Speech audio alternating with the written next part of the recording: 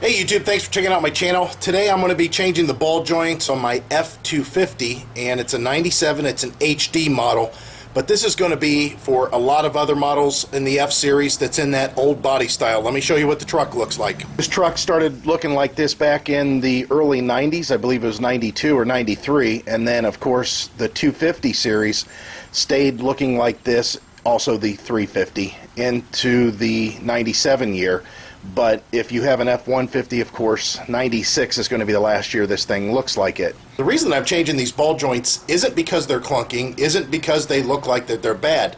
What I'm having a problem with is a return to center on the steering wheel. Now, the very first thing you need to do is go get your vehicle aligned if you think you have a suspension or steering problem, to make sure that's okay. Now, in my case, I had them inspect the vehicle, top to bottom, and all the steering components, and they couldn't find any reason why the steering would not return to center other than potentially the ball joints, because the gearbox is a redhead gearbox. I did a previous video on that. I'll put a card up here for the link to get to that video. Basically, then they checked out all the other steering components, which is nothing more than the ends, the tie rod ends, and of course the drag link and the steering linkage coming off the pitman arm, and everything looks good. There's nothing that is seized up. Although you can check your ball joints with the vehicle up in the air and turning it side to side, as far as turning the wheel, either at the steering wheel or of course at the wheels, you're not going to feel that stickiness, that's the best way I can describe it, unless the vehicle is on the ground with the weight of the vehicle on the ball joints. And this happens to a lot of vehicles that set for a long period of time. Now, this vehicle, for the first 6 years of its life, in the first 120,000 miles of its life, it was in Florida and it was driven quite often. However, it came to Ohio after 6 years' time. Between then, 2003, and now, which I'm shooting the video in 2016, the vehicle has only gone an additional 40,000 miles. So you can guess that it's been sitting for some time. Even though you keep the ball joints greased, there's a chance that they're going to get some rust buildup or some sort of corrosion buildup inside the joint that's going to cause them to stick. So that's why I'm going to replace all 4 of them. I'm going with some really good ball joints. Don't mess around with the cheap ones. Go ahead and pick up ones that are a little bit more expensive, and I'm going to include a link down below for these. They're going to be the cheapest price you can get them. They're going to be cheaper than the auto parts store, like Advanced Auto Parts or AutoZone. So let me show you what I got. It's Moog, and it's a problem solver. Part number K8432T, this is going to be the upper, and then K8433. Now, I've got them out of the boxes here. You can see the lowers, obviously much bigger than the uppers, and the upper's going to come with a new nut and a new pinch bolt. It will not only hold the ball joint, but it also pinches this, which the ball joint, that goes inside the ball joint. And then on the lower, it's going to come with a new castle nut, and it's going to come with a new circlip, which goes on the bottom and holds it in place.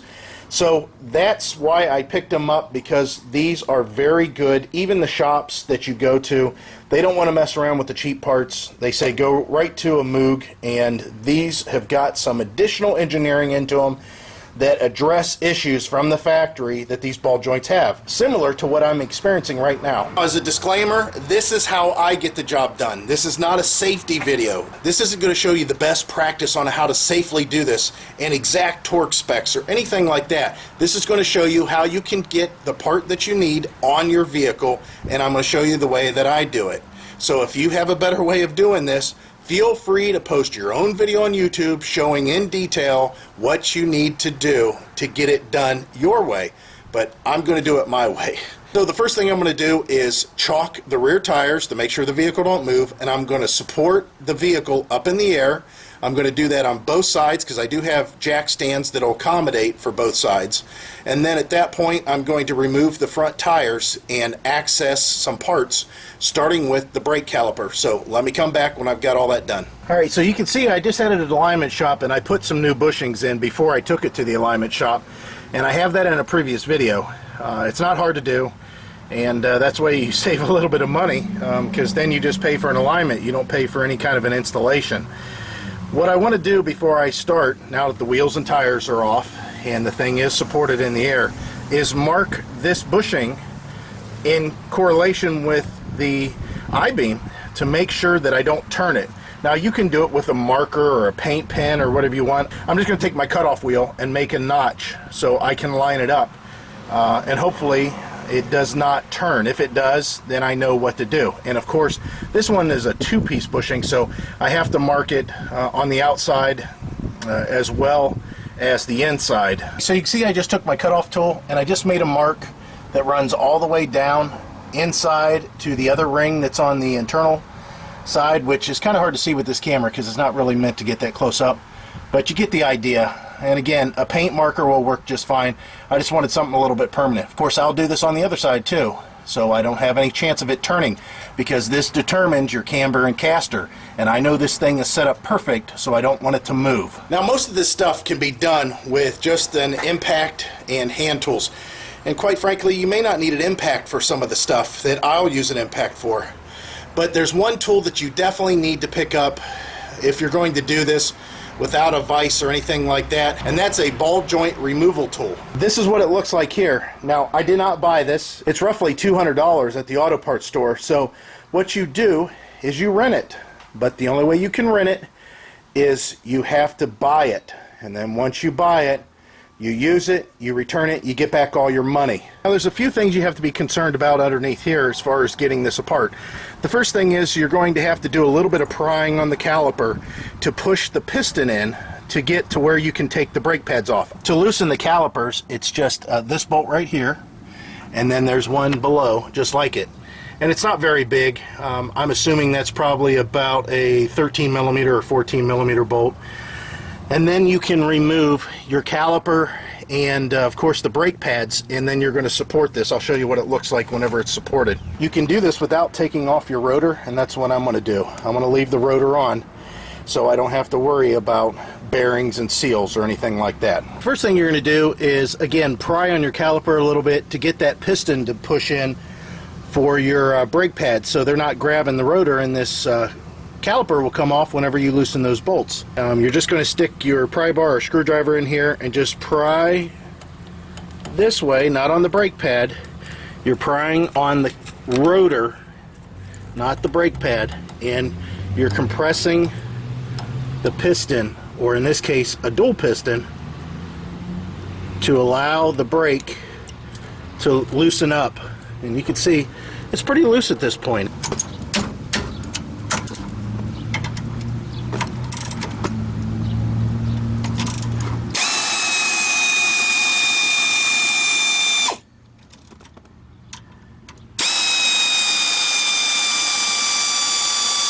Okay, now that these two bolts are loose here, you can see they're just kind of hanging out there. Actually, the brake line's a little bit in your way. We can pull this caliper off. So let me pry that off.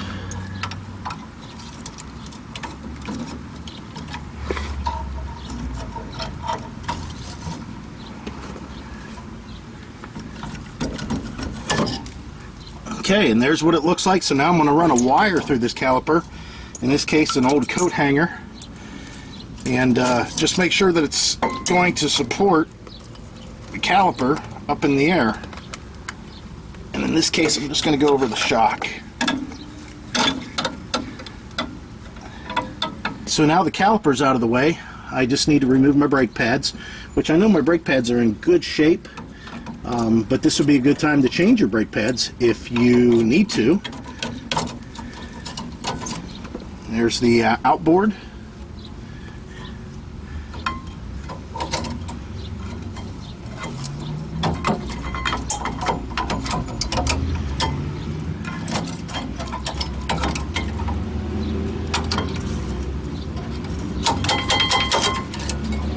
And there's the inboard one. Next thing I'm going to direct my attention towards is this down here, which this is the tie rod end. And again, it's a castle nut with a cotter key, so I'm going to remove the cotter key and then break this nut loose. So my nut that holds the tie rod end on is a 13/16 in size. Check yours, it may be different. I already moved the cotter key. You may want to spray some penetrant on this if it's rusty to get it to help break loose, but with the impact I shouldn't have a problem. So let me zip this off. Now at this point I'm going to put this nut back on here, just in case I have to hit it from up top. but you should be hitting it from the sides here relatively hard, and it will break its friction contact that it has that's holding it there loose and allow it to drop down. So let me grab a hammer and smack on that.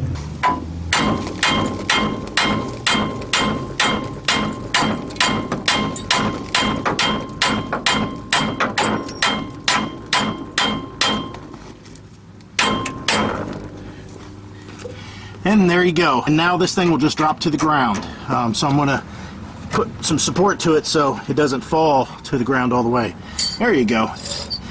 And then of course I'm just going to put the nut back on it to protect it. And that's all taken care of. Now we got to concentrate on this nut and this bolt and pulling it out. So my nut in this case and bolt is 18mm head on both. So I got an 18mm impact and of course a wrench, and we'll go ahead and just zip it off. So now that that's loose, there's really nothing holding this upper part in here. It can be moved around. Now I've got to focus my attention down here, and we're going to have to reposition the camera so we can see what's going on. Now this is where you're going to need a little bit bigger of a wrench or a socket, and it's 1 1/8 in my case, and there is a little bit of slop, so I have no doubt that this is probably metric, but hopefully this will work. And what we're going to do obviously is try to loosen this at this point. And it looks like that I'm going to have to maybe hammer on it a little bit. I can turn the steering a little bit, you can see there, because nothing's connected at this point. And it'll allow you to put some force to it. In my case, I'm just going to put the hammer to it. There you can see it's starting to turn. And again, if yours is really rusty, feel free to put some penetrant on there, which I'm going to do in this case. Okay, so PB Blaster, my favorite.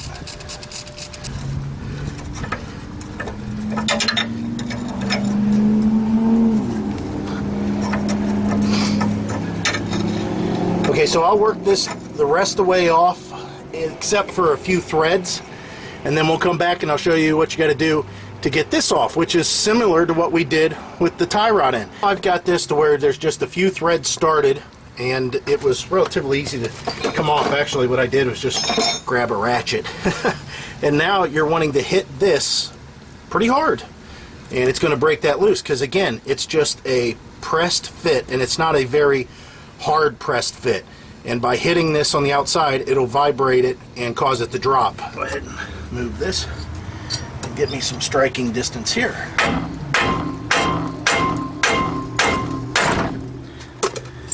And there it is.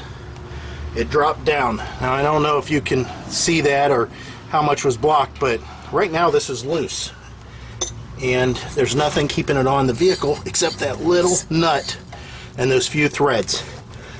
So you don't want this to fall to the ground, but with the rotor on it, it's relatively heavy.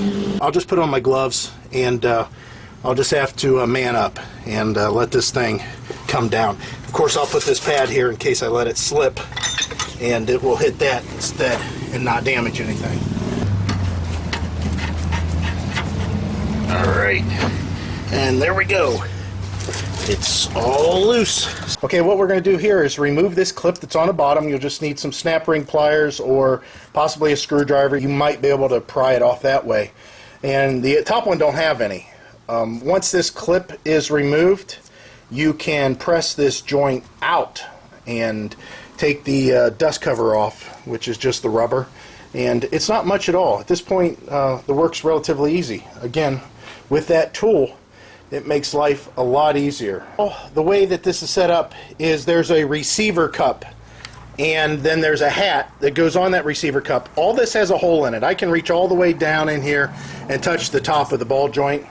And you're just going to use whatever combination is needed for yours to make sure that the ball joint has an area to travel up into. So it's got to be big enough in diameter and, of course, tall enough so that when you start running this screw in and pressing it in, it's going to push it up into an area and not bind up.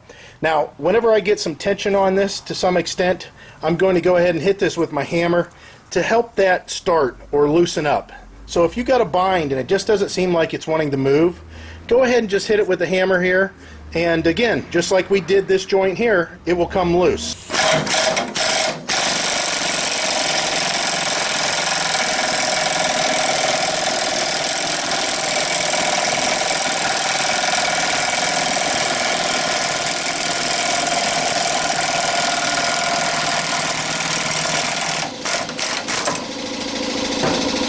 At this point, I'm going to address this upper one, and in this case it goes out the same way. There's a hat on it. You can see here's the new one, and the only way that it could come out is up and out.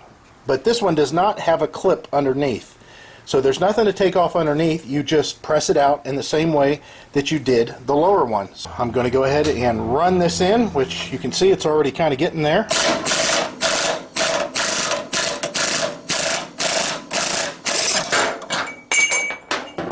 Now I want to point out a couple things between the old and the new. Again, the whole reason I'm doing this is because the truck is not returning to center. Now, if you see the new lower ball joint, I can move it by hand. It's stiff, and there's no one spot that is more free than the other. Now, compared to what was in there, I can't move it. I don't know if I can move it in the vise. We'll try. Yeah, see, this is the culprit. This is what's keeping my vehicle from returning to center. Even though this doesn't clunk, there's no wobble or anything like that, there's also no movement. Alright, so I have this back in position. Just a matter of making sure that this goes in as straight as possible and it doesn't get in a bind. So as you start to tighten this, if you don't see any movement here, then you know you need to reposition everything and get a better bite on it and make sure that it's driving it through the center and evenly into its position. Pretty uneventful, and you can see here now the clip area has been exposed, so I can install the clip that they provide. And at that point I could put in my grease fitting, but I might leave that off just in case I bump it. I don't want to break it off inside there. So we'll keep the Zerk fitting, the grease fitting, until later when the other side's done too. So now for the upper one, you can see it's a little bit simpler because it doesn't come out the other side. It just gets pushed in the one side. So let me go ahead and snug this one down and get it in place. Okay, so now at this point, both of them are in. And again, once this is pressed in, there's nothing that really holds it. I mean, you've got the weight of the vehicle basically holding it. So all I've got to do now is position this back out where it was on the I-beam and get these lined up, get this nut started to hold it all, and then we'll go ahead and tighten everything down. And there's going to be some torquing that's involved, most likely on this nut, which I will let you know. And that is to lift this thing up and align it with these two holes and get this nut started to hold it all in place. So if you want to use a jack to help you out here, that's probably the easiest way to go, and I may have to do that, but first let me try it without a jack and see if I can get it up there.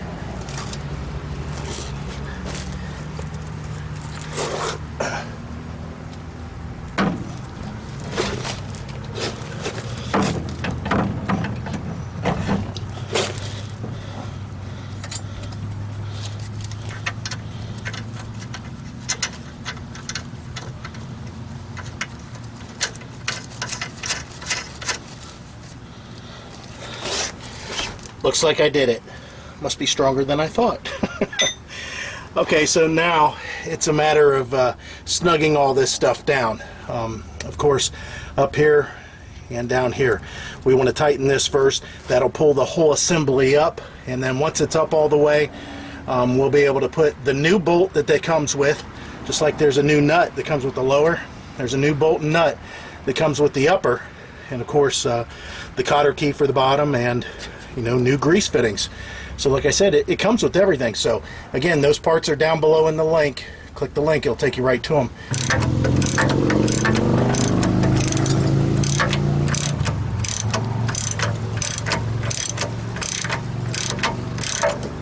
Once this is relatively tight, get a torque wrench, and you're going to torque it from 110 to 140 foot-pounds. I'm just going to pick in the middle. I'm going to do 120, and basically that's like a little bit more than what most alloy wheel lug nuts are at. So just kind of, if you have to do a feel for it, just kind of imagine you tightening a lug nut. Alright, so you can see I got quite a few turns on there, and now I'm exactly where I need to be. And up here I want to tap this down to make sure that it hasn't been pushed up, because there is a good chance it got pushed up whenever I was doing that. But I want this to be lined up, like I said, the way it was before. Then once this is down and seated, I can put that pinch bolt in, tighten that down, and that gets tightened down to about 45 foot-pounds. So now that I got both of these in, and this pushed down and seated, and of course lined up where it's supposed to be, I tightened down the pinch bolt. So as far as the ball joints go, all I have to do is just install the cotter key in the bottom castle nut to hold it in place, which I'll do some twisting and turning on it to make sure that gets bent around the way a cotter key should. And then this circ fitting will go in the upper ball joint. That way it's easier to grease with a straight on grease gun, and then this one will go in the lower because it's easy enough to get to. So the only thing that's left to do is put on the tie rod in and tighten down the castle nut on it and put the cotter key in there, and then of course grease the ball joints, and then I can move over to the other side. But this video will be over by then, so let's go ahead and finish that up, and I'll come back with my final thoughts. Okay, so this is a job that's going to get you dirty, that's for sure, because this truck really isn't that bad as far as filth or rust. But if you have a truck that's extremely rusted, a lot of this stuff that I did might be a little bit more difficult to take care of, just because you need to get those bolts loose, and whenever stuff gets really rusty, it becomes chemically welded to the parts you're trying to remove them from. So overall, what do I think? If you've got the money, it's easy to take it to a garage and have them do this work, because most likely you're going to need a front end alignment. But in my case, I was fighting a problem and I just couldn't figure it out, and I had a front end alignment done and they got it perfect. They told me that the front end alignment couldn't get any better than what it was. They spent 2 hours just working on it to make sure everything was dead set. And then whenever they had the return to center problem, that's when they mentioned maybe that I should be replacing my ball joints. And at that point, I decided I was going to do it myself. However, if you're going to do it and you haven't got a front end alignment, or you need a front end alignment, you might want to take it into a shop. But it's really easy to do. You can see what's going on. There's not a lot of parts, and as long as you have that tool that you rent from the auto parts store, you're going to be okay. Everything comes apart pretty easy as long as your truck's not overly rusted. So I hope this helped you out. If you like this video, click like or subscribe. But more importantly, if you want to buy the parts that I've shown in this video, click the link down below. It'll take you right to them. And the price that these ball joints were purchased at on Amazon, it was cheaper than at any of the auto parts stores that I could get them locally. So good for Amazon, and good for me. Well guys, that's it. So thanks for watching.